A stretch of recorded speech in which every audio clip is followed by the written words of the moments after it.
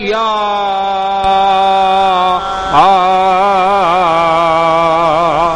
تو اپنے ایک جان پا نازاں ہے ساقیا چودہ پلانے والے ہیں پرواہ ہے مجھ کو کیا بتلائے دیتا ہوں تجھے میں خانے کا پتہ بتا کاظم خراسان و سامرا خورشید مدام میرا برج شرف میں ہے ایک کربلا میں ایک میرا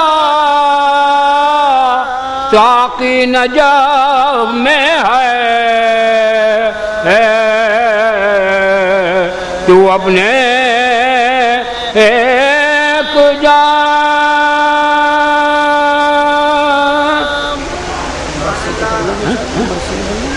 ہاں سلام پڑھ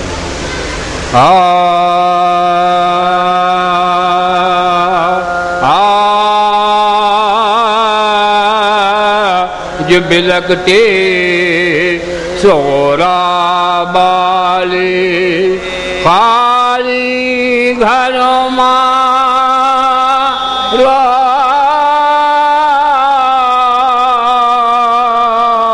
وط ہے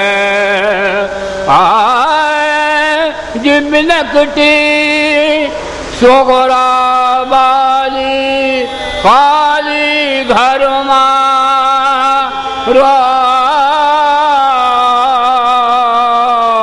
وط ہے نوچ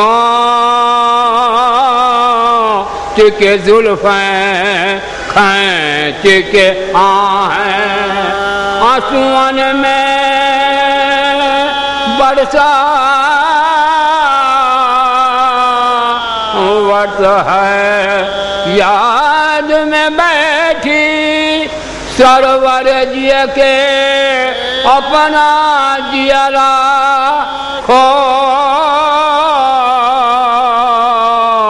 وط ہے بین یہ کر کے کوکٹ ہے جب سانجھ کا پھیلا ہو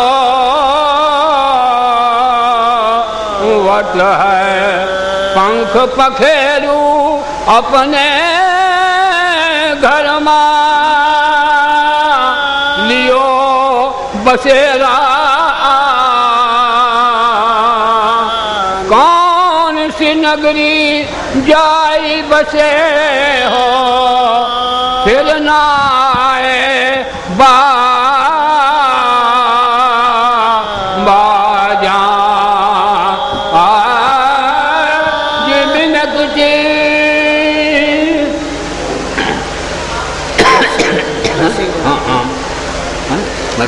سلام پڑھیں مرچی ہلائے نہیں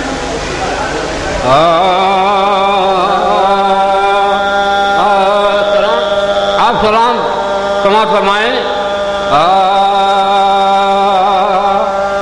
ماتم سرور میں سینہ داغدار ایسا تو ہو ماتم سرور میں سینہ داغدار ایسا تو ہو رشک جنت جس کے گل ہوں لال لال ایسا تو ہو ماتم سرور میں سینہ داغدار ایسا تو سید البطحا بنے جن کے لیے نعم الجمل سید البطحا بنے جن کے لیے نعم الجمل ناز برداری کے خاطر کہے سوار ایسا تو ماتم سرور میں سینہ داغدار ایسا کلمہ وحدت کی ہے بدہ وقایا دے حسین نام حق روشن ہو جس سے نامدار ایسا تو ہو ماتم سرور میں سینہ داغدار ایسا تو جس کا ہر قول عمل ہے نیک بد کی ایک محل رہبر نوے بشر کی اعتبار ایسا تو ماتم سرور میں سینہ داغدار ایسا تو فتح میں جس کی ہو ناز لا فتح الا علی فتح میں جس کی ہو ناز لا فتح الا علی صاحب لا سیف الا ذوالفقار ایسا تو ماتم سرور میں سینہ داغدار ایسا تو زیر خنجر بھی حسین امت کو دیتے ہیں زیر خنجر بھی حسین امت کو دیتے ہیں دعا رحمت للعالمین کا دل صدار ایسا تو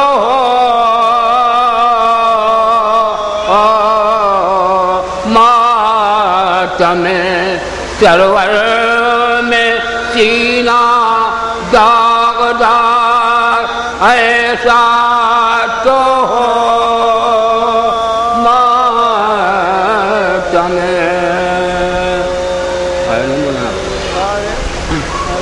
آلے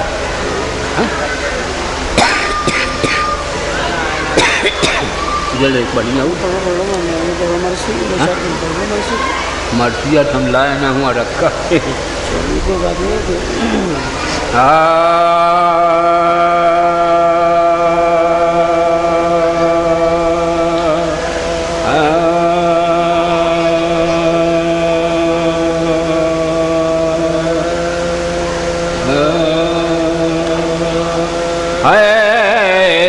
سلام اس پر جو کہتی تھی سدا حسین ہے سلام اس پر جو کہتی تھی سدا حسین ظالموں نے تجھے پانی نہ دیا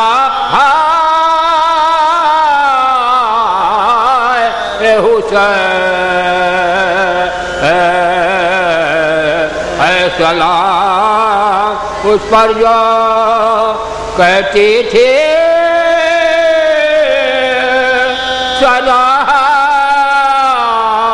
اے حسین علی اکبر نے تیرے سینے پہ برچی کھائی قتل اصغر تیرا ہاتھوں پہ ہوا حسین اے سلام اس پر جو کہتی تھی سلام حسین نہ رہا کوئی جنازے کا اٹھانے والا نہ رہا کوئی جنازے کا اٹھانے والا تن زخمی تیرا ہاتھوں پہ ہوا حسین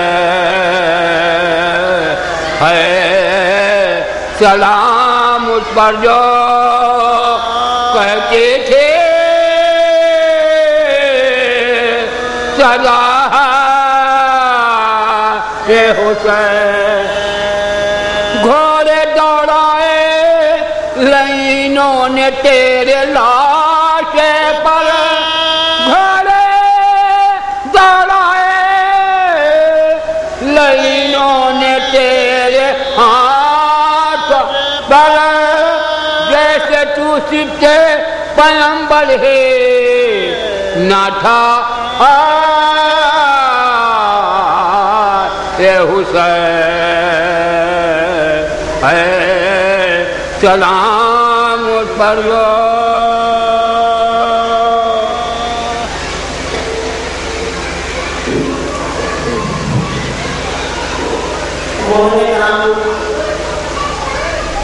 اس وقت کی مجلس کو خطاب فرمانے جا رہے ہیں عالی جناب مولانا سید ارشاد حسن ندوی صاحب اللہ. میں بڑے ادب و احترام کے ساتھ ان کی خدمت میں گزارش گزارتا ہوں کہ وہ آئیں اور سامعین کو اپنے کلام سے مضبوط فرمائیں. آپ سے گزارش کے بعد مضبوط فرمائیں مولانا سید ارشاد حسن ندوی صاحب اللہ جو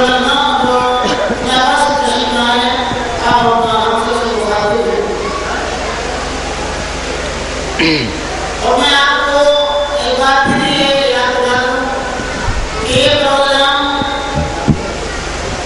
کیا جا رہا ہے انٹرنیٹ پر جو لوگ پرقرار ہیں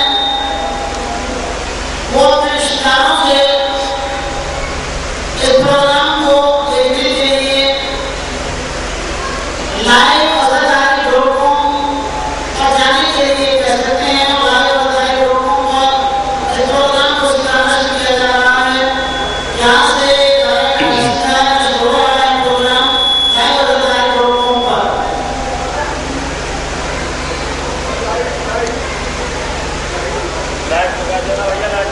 رحم اللہ من قرأ سورة الفاتحة.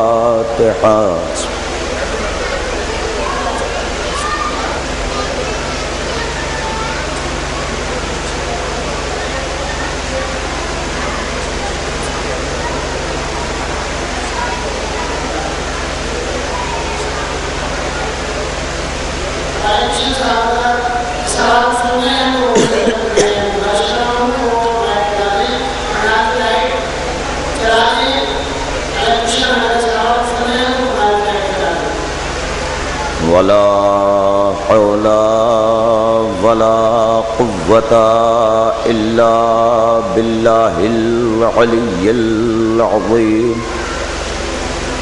أعوذ بالله السميع العليم من الشيطان اللعين الرجيم. بسم الله الرحمن الرحيم. الحمد لله الذي لا يبلغ مدحته القائل ولا يحصي نعماه العادون ولا يعدي حقه المجتهدون الذي لا يدرك بعد الهمم ولا يناله غوث الفتن الذي ليس لصفته حد محدود ولا نعت موجود ولا وقت معدود ولا أجرا ممدود فطر الخلائق بقدرته ونشر الرياح برحمته ووتد بالصخور ميدانا أرض جلد أبد على النبي الأمي المكي المدني الهاشمي القرشي الابتهي ابتهامي أبي القاسم محمد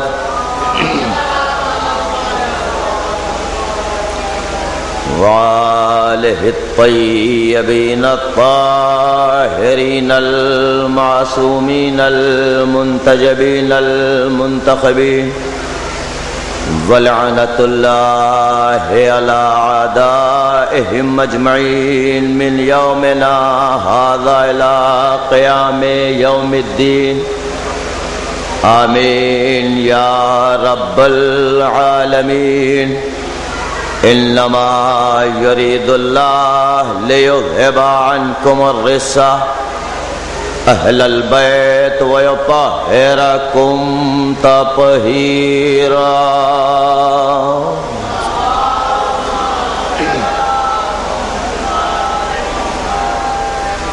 أما بعد فقد قال رسول الله صلى الله عليه وآله وسلم بسم الله الرحمن الرحيم إني تارك فيكم الثقلين كتاب الله وعترتي صلوات بر محمد وآل محمد.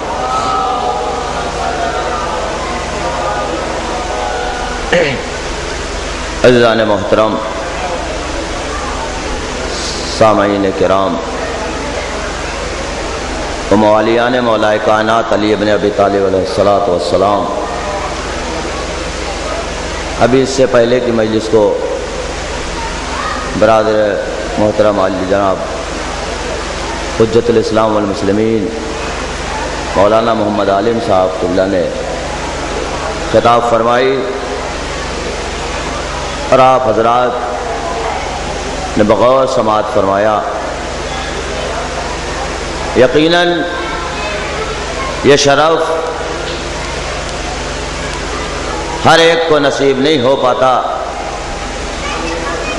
ذکر آل محمد ہر ایک کر لے، یہ سب کے بس کی بات نہیں ہے. یہ شرف اسی کو ملتا ہے، ذکر آل محمد کرنے کا موقع اسی کو حاصل ہوتا ہے کہ جس کے دل کے اندر طہارت ہو، جس کے نفس کے اندر طہارت ہو، جس کا وجود طاہر ہو، جس کا نطفہ طاہر ہو، وہی آل محمد کا تذکرہ کر سکتا ہے. اور جو نجس ہے نہ وہ تذکرہ کر سکتا ہے نہ وہ اس ذکر میں آ سکتا ہے. صلوات پڑھیں محمد و آل محمد پر.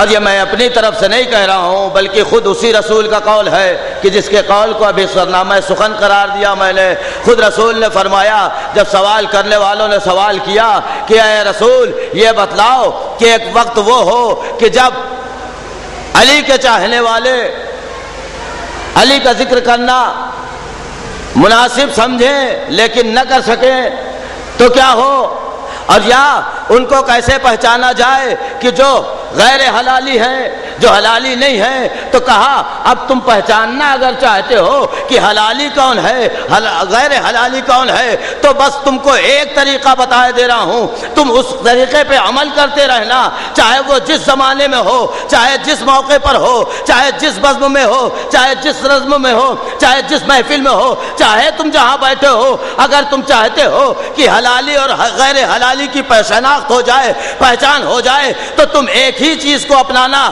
کہا وہ شے کون ہے، وہ ذکر کون ہے، وہ چیز کون ہے؟ کہا صرف اور صرف علی کا تذکرہ کر لینا، سمجھ میں آ جائے گا۔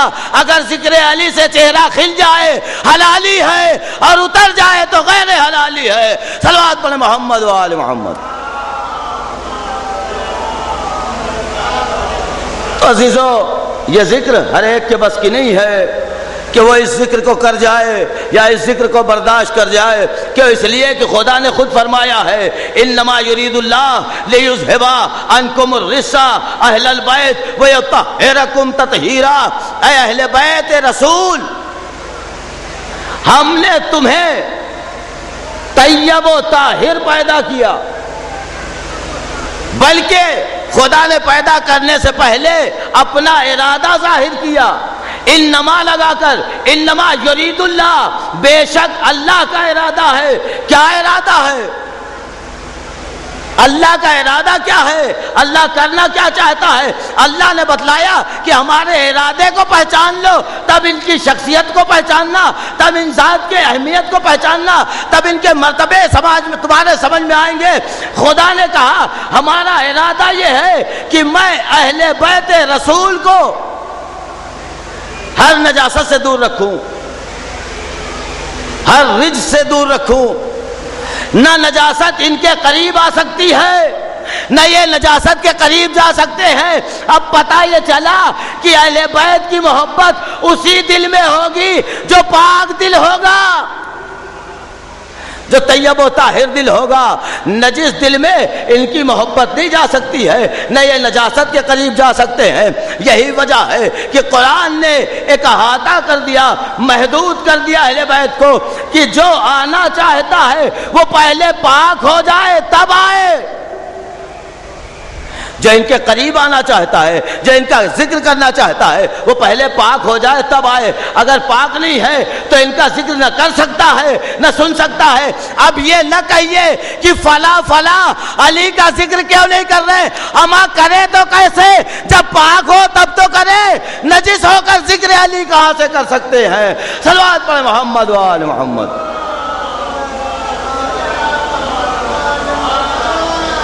آواز بلند صلوات پڑھیں آپ حضرات۔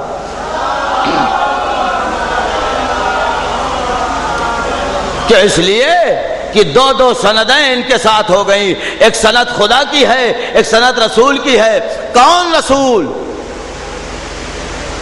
وہ رسول کہ جس کو زمانہ یہ کہہ رہا ہے کہ معاذ اللہ جاہل تھا، امی تھا، یا وہ رسول کہ جس کے لیے زمانہ نے یہ کہا کہ پہلے جاہل تھے، پھر جبرائیل آئے اور آنے کے بعد سینے کو چاک کیا، ان کے قلب کو نکالا، جگر کو نکالا، حوض کوثر میں گھوتا دیا، تب جا کر علم آ گیا۔ تو معاذ اللہ یہ بتلائیے آپ جناب کہ رسول کی عظمت کو بڑھا رہے ہیں یا گھٹا رہے ہیں؟ ہمارا سوال ان لوگوں سے ہے جو یہ کہتے ہیں کہ رسول کے پاس علم نہیں تھا، پہلے جبرائیل نے آ کر رسول کے سینے کو چاک کیا، پھر اس کے بعد اس سے دل نکالا، دل نکالنے کے بعد حوض کوثر میں ڈالا، اور جب وہ علم سے مالا مال ہو گیا تب رسول کے سینے میں پھر پیوست کر دیا۔ تو آپ بتلائیں کہ کیا رسول کی عظمت آپ گھٹا رہے ہیں یا بڑھا رہے ہیں؟ کہ آپ بڑھا رہے ہیں، اس لیے کہ حوض کوثر جیسا بابرکت شے، اب اس میں جب غوطہ لگے گا تو ظاہر سی باتیں بڑھے گی۔ ہم نے کہا وہ تمہارا رسول ہوگا جو حوض کوثر کا محتاج ہو، ہمارا رسول تو وہ ہے، ہمارا رسول تو جانے دیجئے رسول کا ولی وہ ہے جو جبرائیل جیسے کا استاد ہو۔ رسول کا ولی علی وہ ہے جو جبرائیل جیسے کا استاد ہو، تو تمہارا رسول وہ ہوگا۔ ہم رسول کی عظمت گھٹاتے نہیں ہیں، ہم رسول کی عظمت بڑھاتے ہیں۔ ہم یہ بتلاتے ہیں کہ تم نے رسول کو رسالت سے لیا ہے، تمہارے پاس رسالت والا رسول ہے، ہمارے پاس ولایت والا رسول ہے۔ اگر ولایت والا رسول تمہارے پاس بھی ہوتا تب تمہارے سمجھ میں آتا کہ پہلے علی کی عظمت کو پہچانو، جب علی سمجھ میں آ جائیں گے رسول سمجھ میں آ جائے گا۔ صلوات پڑھے محمد و آل محمد۔ پہلے علی کو پہچانو۔ کہا مولانا یہ کیسے ہو سکتا ہے کہ ہم علی کو پہچان لیں تو رسول کو پہچان لیں گے؟ یہ تو آپ کی من گڑت کہانی ہے، یہ تو آپ اپنی طرف سے گڑھ کر پڑھ رہے ہیں۔ ہم نے کہا نہیں، پھر آئیے اسی قرآن کے پاس، قرآن کو دیکھیے، قرآن آواز دے رہا ہے۔ خدا نے کہا کنتو کنزم مخفیہا، میں چھپا ہوا خزانہ تھا، جب میں نے چاہا کہ میں پہچانا جاؤں تو کس کو خلق کیا؟ تم کو یا تمہارے بزرگوں کو؟ کہا نہیں۔ کہا پھر کسے؟ کہا سب سے پہلے خدا نے جب چاہا کہ میں پہچانا جاؤں تو اس نے خلق کیا محمد کو۔ اے مسلمانوں اب بھی سمجھ لو، وسیلے کے قائل ہو جاؤ۔ جو خدا کن فیکون کی منزل پر ہے وہ بھی اپنے کو پہچانواتا ہے تو وسیلے کے ذریعے۔ صلوات پڑھے محمد و آل محمد۔ وہ بھی اپنے آپ کو پہچانواتا ہے تو وسیلے کے ذریعے۔ وہ بتانا چاہ رہا ہے کہ ہماری بارگاہ میں اسی کو جگہ ہے، ہمارے دربار میں اسی کو قیام مل سکتا ہے جو وسیلے کا قائل ہو۔ تو اب خدا نے آواز دی کہ میں چھپا ہوا خزانہ تھا، میں نے چاہا کہ میں پہچانا جاؤں تو میں نے خلق کیا کسے؟ محمد کو۔ کسے خلق کیا؟ محمد کو۔ پھر اس کے بعد کیا ہوا؟ کہا پھر اس کے بعد ہم نے سوچا کہ اب محمد بھی پہچانے جائیں تو کسے خلق کیا؟ کہا محمد کے نور کو دو حصے میں تقسیم کر دیا۔ اب اگر تم چاہتے ہو کہ مکمل رسول تمہارے پاس ہو تو علی کو اپنا لو، مکمل رسول تمہارے پاس ہوگا۔ صلوات پڑھے محمد و آل محمد۔ کیوں؟ اس لیے کہ یہ رسول دو حصوں میں تقسیم ہو گیا، ایک حصہ علی بن گیا، ایک حصہ رسول بنا۔ تو عزیزو خدا نے جب تو اب کہا اے محمد مجھے نہیں پہچانا مگر تم نے یا علی نے، تو خدا نے بندش لگا دی کہ اب اللہ کو کوئی پہچان ہی نہیں سکتا۔ اگر پہچانا ہے تو یا محمد نے یا علی نے۔ اما مسلمان جب تم پہچانو گے نہیں اللہ کو تو اللہ تک جاؤ گے کیسے؟ ڈائریکٹ اللہ تک جاؤ گے کیسے؟ پہچاننا ہے اگر اللہ کو تو ان ذات کو پہچانو، ان شخصیت کو پہچانو، خود بخود اللہ تک پہنچ جاؤ گے۔ اچھا پھر اس کے بعد کہا کہ اے محمد تم کو نہیں پہچانا مگر میں نے یا علی نے، تو بات واضح ہو گئی میرے عزیزوں کہ محمد کو کوئی پہچان ہی نہیں سکتا جب تک علی اور اللہ کو نہ پہچانے۔ جب تک علی اور اللہ کو نہ پہچانے محمد کو نہیں پہچان سکتا۔ پھر اس کے بعد کہا کہ اے علی تم کو کسی نے نہیں پہچانا مگر محمد نے یا میں نے۔ تو بات یہی ہوئی کہ ایک دوسرے کو یہی پہچانتے ہیں، ان کے علاوہ کوئی نہیں پہچانتا۔ یا علی کو محمد اور اللہ نے پہچانا، یا محمد کو اللہ اور علی نے پہچانا، یا اللہ کو محمد اور علی نے پہچانا۔ ایک واقعہ ہے کہ مسجد نبوی سے جناب سلمان نکل کر جا رہے تھے، سامنے سے ایک شخص آ رہا تھا بہت تیزی کے ساتھ۔ اس نے دیکھا، دیکھنے کے بعد سلمان سے سوال کیا اے سلمان یہ بتلاؤ نبی کہاں ہیں؟ کہا مسجد میں۔ کہا نبی کے ساتھ کون ہے؟ کہا محمد یعنی نبی مسجد میں ہے، ان کے ساتھ ایک شخص اور ہے جسے میں نہیں پہچانتا۔ بہت توجہ عزیزو، محمد ہیں مسجد میں، ان کے پہلو میں ایک شخص بیٹھا ہے جسے میں نہیں پہچانتا۔ اب آنے والا اور گھبرا گیا کہ آخر وہ کون شخص ہے جسے سلمان جیسا نہیں پہچانتا؟ آیا وہ کون شخص ہے جسے سلمان جیسا نہیں پہچانتا؟ اب اور رفتار میں تیزی ہوئی، پیشانی پہ پر پڑا کہ آخر ہے کون، جلدی چل کر دیکھیں کہیں ایسا نہ ہو اٹھ کر چلا جائے۔ اب جیسے ہی در مسجد پر آئے، سامنے نگاہ گئی مسجد کے اندر، تو کیا دیکھا کہ محمد ہیں اور ان کے ساتھ وہی بیٹھا ہوا ہے کہ جس کو دیکھ کر پیشانیوں پہ بل آ جاتی ہے، یا یوں کہا جائے کہ جسے دیکھ کر روح فنا ہو جاتی ہے۔ اب جو دیکھا تو کیا دیکھا؟ محمد ہیں اور علی ہیں۔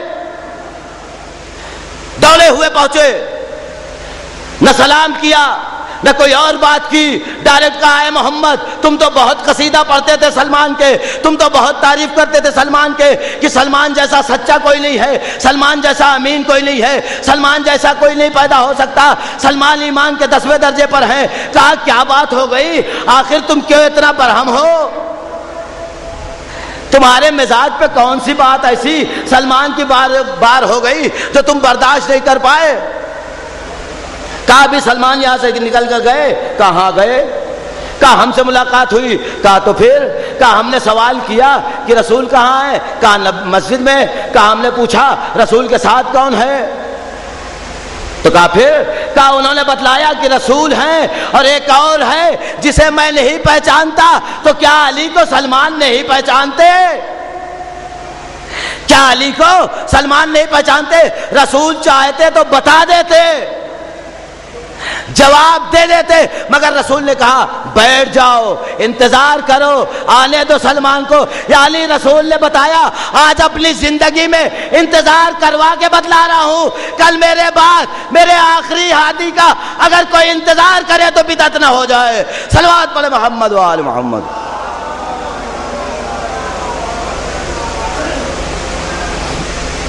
سلمان کا انتظار ہو رہا ہے، کیوں؟ سوال کا جواب لینا ہے نا۔ سلمان تھوڑی دیر بعد مسجد کے اندر آئے، ابھی سانس بھی نہیں لے پائے کہ سوال کی پھلجھڑیاں لگ گئیں۔ اے سلمان ان کو جانتے نہیں ہو، ان کو پہچانتے نہیں ہو، ان کو تم نے دیکھا نہیں ہے، ان کو کبھی اور کہیں نہیں دیکھا ہے، کیا بات ہے؟ کہا یا رسول اللہ بتلا دوں؟ کہا رسول بتلاؤ، کیا تم ان کو نہیں پہچانتے؟ کہا یا رسول اللہ اگر میں کہہ دیتا کہ پہچانتا ہوں تو آپ کے قول کی تکذیب ہو جاتی، آپ کا قول جھوٹا ہوتا۔ کہا کیوں؟ کہا آپ ہی نے تو فرمایا ہے کہ اے علی تم کو یا میں نے پہچانا یا خدا نے پہچانا۔ صلوات پڑھے محمد و آل محمد۔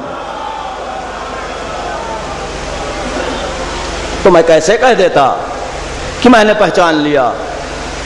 اس لیے کہ علی کو یا اللہ نے پہچانا ہے یا رسول نے۔ تو اب اگر تم چاہتے ہو کہ رسول پہچانا جائے تو رسالت سے نہ پہچانو، اللہ اور علی سے پوچھو۔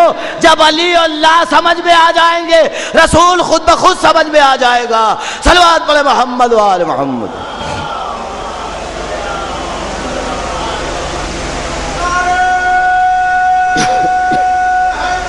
یا علی۔ عزیزو اس چھوٹی سی تمہید کے بعد اپنے اصل موضوع پر کہ رسول کیا فرما رہے ہیں، انی تارکم فیکم الثقلین، میں تمہارے درمیان کیا چھوڑ کر جا رہا ہوں؟ دولت، حکومت، تخت و تاج، سلطنت، کیا چھوڑ کر جا رہا ہوں؟ دو گراں قدر چیزیں، جسے رسول گراں کہے اسے امت رسول ہلکا سمجھ لے۔ یہ بد نصیبی نہیں تو پھر کیا ہے کہ رسول تو فرما رہا ہے دو وزنی چیزیں چھوڑ کر جا رہا ہوں، امت کہہ رہا دو نہیں ایک وزنی ہے، ایک کافی ہے۔ اور اتنا ہی نہیں کہا بلکہ اس کے بعد کہا کہ اگر تم ان دونوں سے متمسک رہے تو کیا ہوگے؟ ادھر ادھر بھٹکتے رہو گے کہ تبلیغی بستہ لے کے ساتھ میں گھومتے رہو گے؟ کہا نہیں، کامیاب ہو کر حوض کوثر پر ہم سے ملو گے۔ اما ہم آپ سے سوال کرتے ہیں کہ آپ بتلائیں خداوند عالم نے فروع دین میں کتنی چیزیں رکھی؟ کتنی چیزیں رکھی؟ 10۔ سب سے پہلی نماز، پھر روزہ، پھر حج، خمس، جہاد، زکوٰۃ، امر بالمعروف، نہی عن المنکر، ہے نا، تولا تبرہ، جس کو کہہ لیجئے محبت اور نفرت۔ اردو میں محبت اور نفرت ہے، عربی میں تولا و تبرہ ہے۔ بغیر تولا تبرہ کے نہ کلمہ مکمل ہے نہ اسلام مکمل ہے۔ بغیر تولا و تبرہ کے نہ کلمہ مکمل ہو سکتا ہے نہ اسلام مکمل ہو سکتا ہے، نہ آپ مسلمان بن سکتے ہیں۔ تو پھر کیوں کہتے ہیں کہ نہ تولا کرو نہ تبرہ کرو؟ اما تم بھی بن کر دو۔ لا الہ الا اللہ کیا ہے؟ لا الہ کیا ہے بھائی؟ کلمے کا پہلا جز، اس کا پہلا ٹکڑا لا الہ کیا ہے؟ بتلائے امت مسلمہ کہ لا الہ کیا ہے؟ کہا نفرت ہے تمام خدا سے۔ تو تبرہ کے معنی کیا ہے؟ تبرہ کے معنی کیا ہے؟ کہا پہلے تمام خدا سے نفرت کرو، پھر کہو الا اللہ۔ تو ہم بھی تو یہی کہتے ہیں، سب سے نفرت کرو، پھر کہو محمد اور آل محمد پر صلوات، صلوات پڑھے محمد و آل محمد۔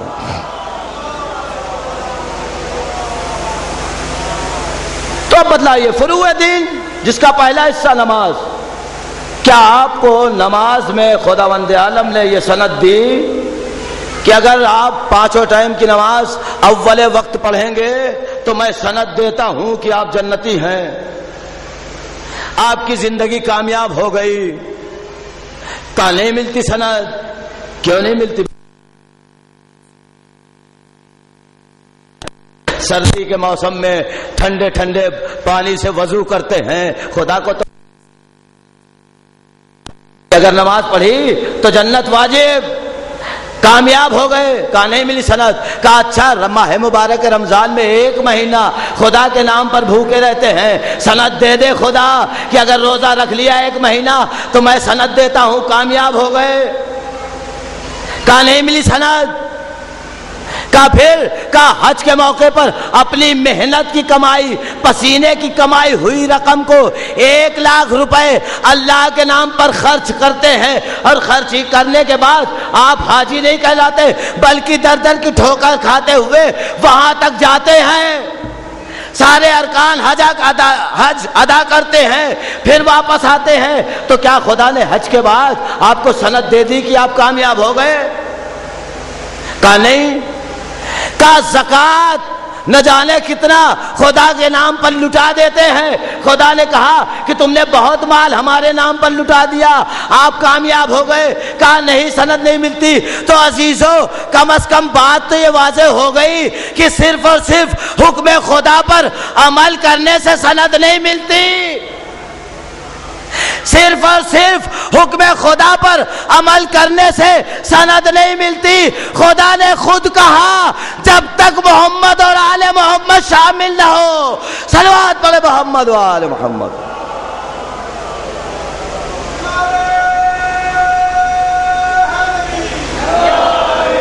اس وقت تک سند نہیں مل سکتی۔ اور رسول نے کیا سند دی کہ میں تمہارے درمیان، رسول سند دے رہا ہے، میں تمہارے درمیان 2 گرا قدر چیزیں چھوڑ کر جا رہا ہوں، اگر اس سے متمسک رہے، ملے رہے، پکڑے رہے تو کامیاب ہو کر گمراہ نہیں ہوگے۔ کامیابی کی سند دے رہا ہے رسول۔ مسلمان حوض کوثر کا تو بڑا طالب ہے، مگر جو رسول کہہ گئے اس پر عمل نہیں کر رہا۔ صلوات پڑھے محمد و آل محمد۔ اب اگر تم اس سے متمسک رہے تو کامیاب تمہاری زندگی۔ ہم نے عزیزو اس مجلس کے موضوع کو اسی لیے رسول کی حدیث کا انتخاب کیا، اور اس حدیث کا کہ جس میں 2 چیزوں کا ذکر ہے۔ آج کا زمانہ یہ ہے کہ جس میں اعلان ہو رہا ہے کہ صرف اور صرف قرآن قرآن قرآن قرآن قرآن پڑھو، قرآن پڑھو، قرآن سمجھو، قرآن دیکھو، قرآن پر توجہ دو، قرآن کی تلاوت کرو، باقی کسی شے سے کچھ نہیں ملنے والا، مجلس سے کچھ نہیں ملنے والا، ماتم سے کچھ نہیں ملنے والا، رونے سے کچھ نہیں ملنے والا، تعریف کرنے سے کچھ نہیں ملنے والا، جو کچھ ہے قرآن ہے۔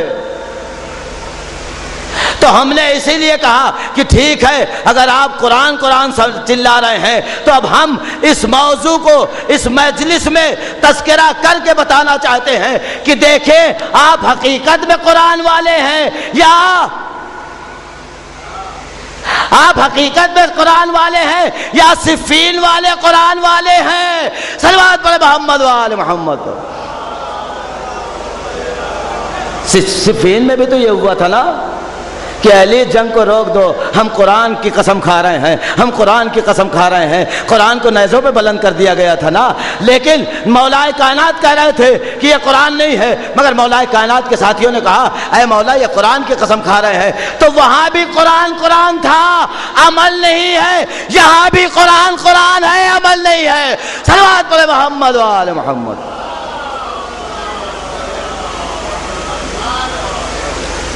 تو رسول کہ اسی قول کو ہم نے اس مجلس کا عنوان بنایا کہ آپ کو یہاں پرکھا جا سکے، جانچا جا سکے، آپ کا امتحان لیا جا سکے۔ ٹھیک ہے آپ قرآن قرآن صرف کہہ رہے ہیں، تب بھی آئیے بھائی، اعلان یہی ہو رہا ہے نا، قرآن کافی ہے، قرآن کافی ہے، تو ٹھیک ہے وہ تذکرہ قرآن کا ہو رہا ہے، آئیے۔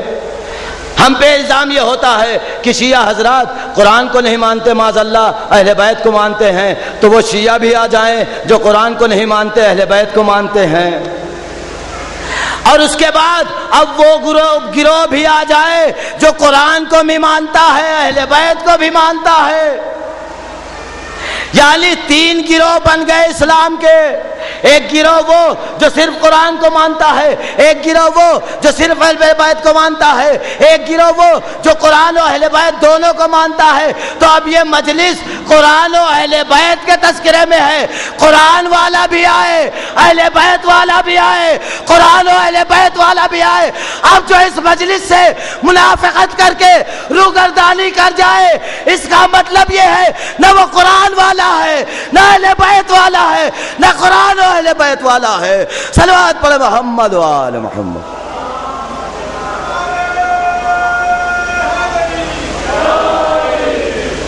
اب اگر آپ ثبوت دینا چاہتے ہیں تو ثبوت دیجئے کہ ہم قرآن والے ہیں، ہم اہل بیت والے ہیں، ہم اہل بیت اور قرآن والے دونوں والے ہیں۔ کیوں؟ اس لیے کہ رسول نے فرمایا کہ انی تارکم فیکم الثقلین، کتاب اللہ ہے و عطرتی، میں تمہارے درمیان دو گرا قدر چیزیں چھوڑ کر جا رہا ہوں۔ یہ کون سے رسول کا قول ہے؟ یہ اس رسول کا قول ہے کہ جس کے اوپر وحی نازل ہوئی، جو کلام ہی نہیں کرتا۔ اچھا، رسول کو تمام رسولوں سے منتخب الگ کر دیا، کیوں؟ اس لیے کہ وحی کے ذریعے رسول تک خدا پیغام پہنچاتا تھا۔ لوگ یہ کہتے ہیں کہ رسول ہمارے جیسا ہے، یہی بات ہے نا، یہی تذکرہ ہوتا ہے نا کہ رسول ہمارے جیسے، رسول ہمارے جیسے۔ اما تم مکمل جسم رسول کی بات کر رہے ہو، ہم صرف اور صرف تمہارے ایک انگلی سے پوچھنا چاہتے ہیں، تمہارے ایک انگلی سے پوچھنا چاہتے ہیں کہ کیا تمہاری ایک انگلی رسول کے انگلی جیسی ہے؟ اگر تمہاری ایک انگلی رسول کے انگلی جیسی ہے تو پھر تم بھی وہ دکھاؤ جو رسول نے دکھایا۔ رسول نے اشارہ کیا، چاند دو حصوں میں تقسیم ہو گیا، اب تم بھی اپنے انگلی سے چاند کے دو ٹکڑے کر کے دکھاؤ تو جانے۔ صلوات پڑھے محمد و آل محمد۔ رسول کی پوری زندگی جانے دیجئے، صرف اور صرف رسول کی ایک انگلی کی برابری دکھا دیجئے تو ہم جانے۔ اب رسول چھوڑ کر جا رہے ہیں، میں تمہارے درمیان دو گرا قدر چیزیں چھوڑ کر جا رہا ہوں۔ چھوڑی کون سی شے جاتی ہے عزیزو؟ جو انسان اپنے ساتھ لے آئے، اگر ساتھ میں نہیں لایا ہے، مثلا یہ مائک ہے، ہم اگر یہاں یہ کہیں منبر سے کہ ہم مومنین کرام، مولا کے چاہنے والوں، عزادارو، یاد رکھو مجلس ختم ہوتے ہی میں یہ مائک چھوڑ کر چلا جاؤں گا تو آپ یہی کہیں گے مولانا آپ منبر پر سے تبلیغ بھی کر رہے ہیں، فضیلت بھی بیان کر رہے ہیں، فضائل بھی بیان کر رہے ہیں، ابھی مصائب بھی پڑھیں گے، لیکن آپ منبر پر سے جھوٹ بول رہے ہیں۔ مائک لائے ہی کب تھے جو چھوڑ کر جائیں گے؟ بھائی مائک لائے ہی کب تھے جب چھوڑ کر جائیں گے؟ پتہ یہ چلا کہ چھوڑی وہ شے جاتی ہے جو لائی گئی ہو۔ تو رسول نے بتایا ہم جاہل اگر تھے تو قرآن کو کیوں کہہ کے جا رہے ہیں؟ قرآن چھوڑ کر جا رہا ہوں، میں قرآن لے کر آیا تھا، اب چھوڑ کر جا رہا ہوں۔ صلوات پڑھے محمد وآل محمد پر۔ میں تمہارے درمیان دو گرا قدر چیزیں چھوڑ کر جا رہا ہوں، ایک اللہ کی کتاب، دوسرے میری اطاعت۔ اچھا، شیطان نے وہی حربہ اختیار کیا۔ شیطان نے جیسے آدم کو بہکایا تھا، خدا نے کیا کہا تھا کہ آدم تم کو جنت کی ہر شے کھانے کی اجازت ہے مگر فلاں درخت پاس نہ جانا۔ آخر اس درخت میں کون سی ایسی خصوصیت تھی کہ خدا نے جنت کی ہر شے آدم کے لیے جائز کر دی مگر اس درخت سے منع کر دیا؟ ہر شے کی اجازت دے دی، چاہے جو استعمال کرو، چاہے جس ٹائم کھاؤ، جب دل چاہے تب کھاؤ اور پیو، استعمال کرو، لیکن اس درخت کے لیے قریب نہ جانا۔ قریب نہ جانا، کھانا تو دور کی بات ہے، قریب بھی نہ جانا۔ آدم مان گئے۔ شیطان نے کہا اچھا تم نے ہمیں جنت سے نکالا ہے تو صحیح ہم تمہیں جنت سے نکالیں، تو صحیح ہم تمہیں جنت سے نکالیں۔ کہا کیا کیا شیطان نے؟ کہا آدم کے پاس تو اب بس نہیں چلنے والا شیطان کا۔ شیطان پہنچا حوا کے پاس، حوا سے کہا کہ دیکھو تم آدم کی زوجہ ہو اور شوہر کبھی بیوی کی بات کو رد نہیں کرتا، اسی لیے مولا کائنات نے کہا کہ ہر بات بیوی کی نہ ماننا، بیوی کی ہر بات، ہر مشورے کو نہ ماننا، اس لیے معلوم نہیں کب شیطان بہکا دے۔ صلوات پڑھے محمد وآل محمد۔ یہ ہمارا جملہ نہیں ہے، مولا کائنات کا جملہ ہے۔ میری ماں اور بہنیں ہم سے ناراض نہ ہو جائیں گی، کیوں؟ اس لیے کہ مولا کائنات نے کہا، اس کی وجہ یہ ہے کہ عورت کو خداوند عالم نے مرد کے مقابل میں کم عقل دی ہے اور شیطان عورت کو بآسانی اپنے قبضے میں لے لیتا ہے۔ اس وجہ سے مولا کائنات نے کہا اب آدم ہی کا واقعہ دیکھ لیں، جب آدم کو نہ بہکا سکا شیطان تو حوا کے پاس آیا، حوا سے کہا کہ شوہر آپ کے آدم ہیں؟ کہا ہاں۔ کہا دیکھو یہ درخت کے پاس جانے کو خدا نے منع کیا ہے نا، ٹھیک ہے نہ جانا، ہم جاتے ہیں، ہم پھل توڑ کر لاتے ہیں، آپ کو دیتے ہیں، آپ کھائیں، اپنے شوہر کو بھی کھلا دیں۔ بھائی پھل کھانے کو منع نہیں کیا ہے، درخت پاس جانے کو منع کیا ہے۔ شیطان نے کیسا راستہ نکالا؟ درخت پاس جانے کو منع کیا ہے نا، تو آپ نہ جائیں، آدم بھی نہ جائیں، ہم خود جاتے ہیں، ہم توڑ کر لاتے ہیں، آپ اس پھل سے بھی نہ محروم رہنے پائیں۔ جب تمام پھل کھا رہے ہیں تو اس پھل کو بھی کھا لیں، آپ اس پھل سے محروم نہ رہنے پائے۔ شیطان پہنچا، پھل کو توڑ کر لا کر حوا کے حوالے کیا۔ حوا نے اس پھل کو لیا اور لے کر اپنے شوہر یعنی جناب آدم کے پاس پہنچی، اور جناب آدم کے پاس پہنچنے کے بعد عزیزو اس بات کو یہیں روک کے ایک بات اور یاد آ گئی تو کہہ دیں کہ جناب آدم کیوں نہ بات مانے اپنی بیوی کی؟ اس لیے کہ خود خواہش کی ہے۔ جناب آدم کو ایسے ہی حوا نہیں مل گئی بلکہ خدا سے خواہش کی ہے کہ پالنے والے تنہائی کی زندگی نہیں گزرتی ہے، کوئی سہارا دے دے، تب خدا نے حوا کو آدم کے حوالے کیا تھا۔ صلوات پڑھے محمد وآل محمد پر۔ اب ظاہر سی بات ہے کہ جو چیز خواہش کے تحت ملی ہو تو اس کی بات ماننا لازمی ہے۔ جناب حوا پہنچی آدم کے پاس اور پہنچنے کے بعد کہا کہ آدم یہ دیکھو یہ پھل ہے۔ کہا یہ کہاں سے آیا؟ کہا اس درخت سے آیا ہے۔ کہا خدا نے اس درخت کے پاس جانے سے منع کیا. کہا ہاں آپ کی بات صحیح ہے میرے سرتاج، میرے والی و وارث، میرے شوہر نامدار، آپ کی بات صحیح ہے، آپ صحیح فرما رہے ہیں. نہ آپ گئے نہ میں گئی، بھائی خدا نے جانے ہی کو تو منع کیا ہے. کہا پھر یہ آیا کہاں سے؟ کہا ایک شخص میرے اوپر مہربان ہوا، اس نے لا کر دے دیا، اب تو ہم اور آپ کھا سکتے ہیں. تو اب جیسے ہی آدم کے بعد بھی سمجھ میں آ گئی کہ اس لیے بیوی نے بڑے پیار سے سمجھایا تھا. آدم کے بھی سمجھ میں آئی. اب دونوں نے جیسے ہی کھایا، خدا کا حکم ہوا کہ آدم و حوا فوراً زمین پر چلے جاؤ. آدم نے کہا معبود کیوں؟ کہا میں نے پہلے ہی منع کیا تھا، تو اگر اس درخت کا پھل آدم کھا لے تو جنت سے نکالا جائے اور جو پورا باغ کھا جائے. صلوات پڑھے محمد و آل محمد.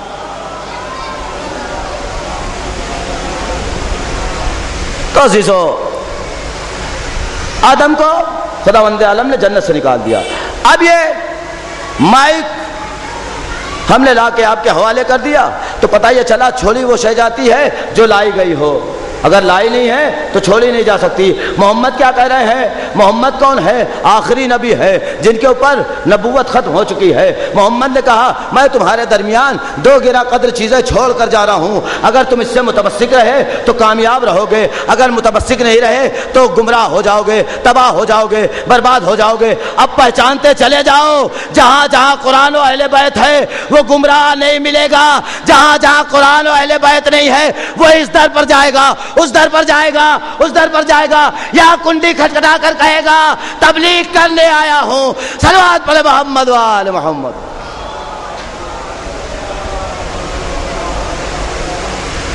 تو رسول نے سند دے دی کہ کامیابی تمہیں چاہیے، ہم نے تمہیں سند دے دی. اور آج تجربہ کر لے عزیزو، اپنی زندگی میں خود سمجھ میں آ جائے گی. آپ ایک ہاتھ میں 5 لیٹر کی بالٹی، 5 کلو وزن کی بالٹی لے کر چلیں، کیا جیسے عام طریقے سے چلتے ہیں ویسے ہی چل لیں گے؟ یہ سوال ہے آپ سے. جس طریقے سے بغیر بالٹی کے چلتے ہیں ویسے ہی چل لیں گے 5 لیٹر کی بالٹی لے کر؟ کہا نہیں، جب بالٹی نہیں ہوتی ہے تو ایک دم سیدھے چلتے ہیں. کہا کیوں؟ کہا اس لیے بیلنس برابر ہوتا ہے.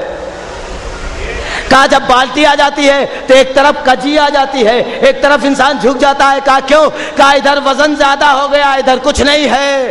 تو رسول نے کہا کہ تمہیں پلے صراط جیسے باریک راستے سے گزرنا ہے، ہم اسی لیے تو 2 چیزیں دیے دے رہے ہیں تاکہ ڈس بیلنس نہ ہونے پاؤ، بیلنس برابر رہے، پلے صراط سے گزر جاؤ. صلوات پڑھے محمد و آل محمد.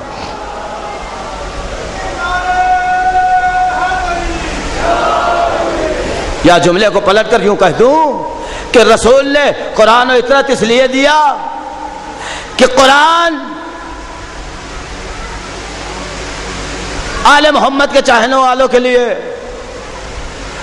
آگے سے کشش کا سبب بنے گی، اہل بیت پیچھے سے سہارا دیتے رہیں گے.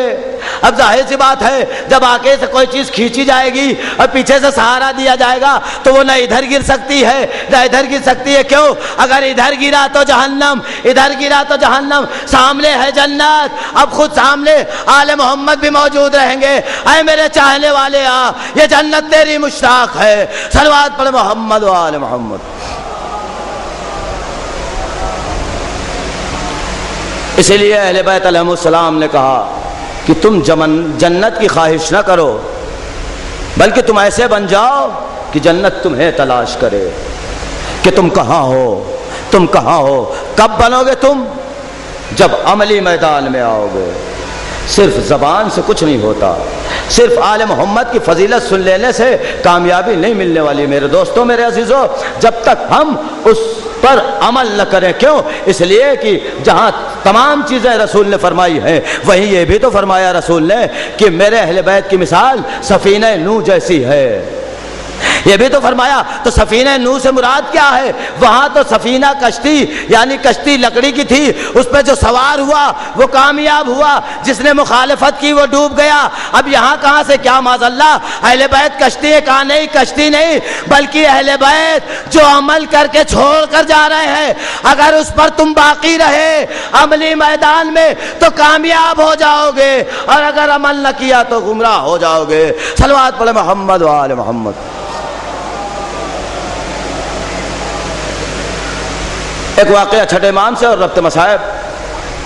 چھٹے امام سے سوال کیا چاہنے والے نے کہ مولا ایک زمانہ پورا شوب ہو اور ہوا بھی، تو ایسے عالم میں آپ کے چاہنے والوں کو کیسے پہچانے؟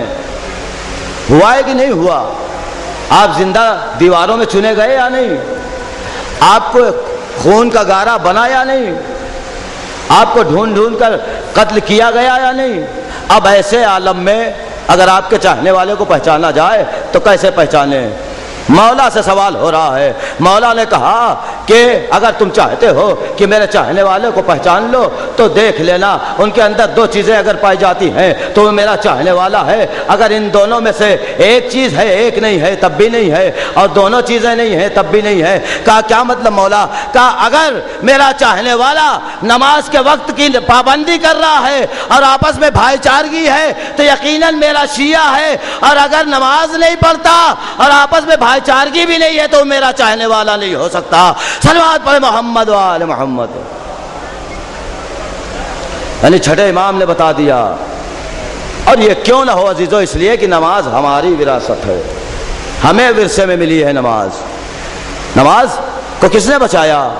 ہمارے امام نے بچایا نا، پورے دین کو ہمارے امام نے بچایا، تو اس کے تمام ارکان ہمارے لیے واجب ہیں، ہم پر واجب ہے کہ ہم ان کی حفاظت کریں، ہم ان پر عمل کریں، اور عمل کر کے سچے حسینی بننے کا ثبوت زمانے کو دیں۔ اور ہماری ماں اور بہنیں اگر یقیناً اپنے آپ کو کنیز سیدہ اور کنیز جناب زینب و سکینہ کہتی ہیں تو یقیناً ان کو چاہیے کہ جناب سکینہ جیسا عمل اور جناب سکینہ جیسا کردار اور جناب زینب جیسا کردار اور جناب ام کلثوم جیسا کردار پیش کر کے زمانے کو دکھا دیں کہ ہاں ہم جناب سیدہ کی چاہنے والے ہیں، ہم جناب زینب کی کنیز ہیں، ہم جناب سکینہ کی کنیز ہیں۔ ہاں کیا ہماری ماں و بہنوں کے سامنے وہ واقعہ نہیں ہے کہ دربار یزید سجا ہوا ہے؟ دربار یزید سجا ہوا ہے عزیزو، اور کل تک جو کوفے کی شہزادی کے نام سے یاد کی جاتی تھی آج دربار میں ایک قیدی کی طرح کھڑی ہے، اور حالت کیا ہے کہ نہ سر پہ ردا ہے نہ پردے کے اہتمام ہے۔ تو کس طریقے سے پردہ کیا شہزادی نے؟ اب بتلا دیا شہزادی نے کہ اے میری چاہنے والیوں، اگر حالت مجبوری میں بھی تمہیں گھر سے باہر نکلنا پڑے تو پردہ تمہارا محفوظ رہنا چاہیے۔ اے میری ماں اور بہنوں، اگر بے پردہ حالت اختیاری میں نکلتی ہے تو زینب کو دربار شام و یزید یاد آ جاتا ہے۔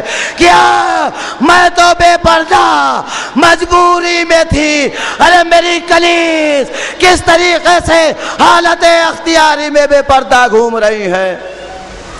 لہذا میری ماں اور بہنوں سے گزارش ہے ہاتھ جوڑ کر کہ کم از کم اپنے آپ کو اگر سکینہ کی چاہنے والیاں کہہ رہی ہیں تو دیکھ لیں کہ جناب سکینہ نے کس طریقے سے پردہ کیا۔ دربار یزید ہے عزیزو، تصور شرط ہے، صاحب اولاد کا مجمع ہے۔ ذرا تصور کریں کہ ہم میں سے اگر خدا نہ خواستہ کسی کی بیٹی جو کم سن ہو اس کے گلے میں رسی کا پھندا ڈال دیا جائے اور اس کے ساتھ ساتھ اس کی بڑی ماں اور پھوپھیوں کے بھی گلے میں پھندا ہو رسی کا، تو ذرا تصور کریں کہ اس بچی پہ کیا گزرتی ہوگی، اس بچی پہ کیا گزرتی ہوگی۔ یہی تو وجہ تھی جناب سکینہ کبھی پنجے کے بل کھڑی ہوتی تھی، کبھی ایک مرتبہ اور اپنے آپ کو زمین پر لاتی تھی۔ پوچھنے والے نے جب سوال کیا اے سکینہ تم پنجے کے بل کیوں کھڑی ہو جاتی ہو، تو سکینہ نے کہا کیا کریں، ہماری پھوپھیاں اور مائیں ہم سے بڑی ہیں، ان کے گلے میں پھندا ہے، ہمارے گلے میں بھی پھندا ہے۔ ہماری ماں اور پھوپھیاں جب اپنے قد کے برابر کھڑی ہوتی ہے تو ہمارے گردن میں رسی کا پھندا